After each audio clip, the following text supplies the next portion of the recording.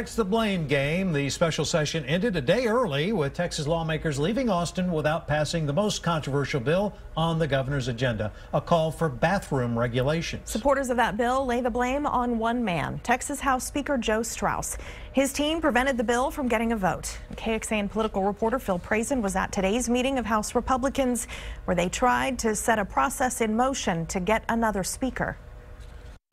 Republican Speaker Joe Straus emerged from a closed-door meeting with a smile. We had a good conversation. You can't tell, but he's the target of state Tea Party movers and shakers. We had a very good conversation, and I enjoyed it. I think all of us did. The Texas House is led by a coalition of moderate Republicans and Democrats. Many believe that team is the reason the state did not pass a law that would restrict bathroom use to biological sex. The most vocal critic remains to be Lieutenant Governor Dan Patrick. When you have a speaker that says, I will kill privacy, no matter what the people of Texas want, and the people of Texas don't want their children showering together in 10th grade. But this week, House Republicans begin to look into a way to choose the leader of the Texas House from within the Republican Party.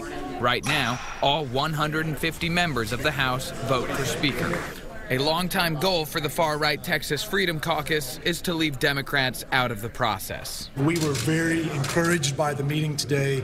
It was healthy, it was positive. Democrats, some of whom have leadership roles in the House, sided with the Speaker, the business community and law enforcement leaders against the bathroom privacy bill. They now watch a GOP civil war. I'm hopeful that the more moderate Texas-focused Republicans prevail versus the extreme Republicans that we've seen. And I just spoke live with Governor Abbott at 5 p.m., who says the makeup of the House will be up to voters this next election. We need the members to go back home to their districts. They need to hear from their citizens, from their constituents, and their constituents need to let these members know about the importance of these issues, such as my...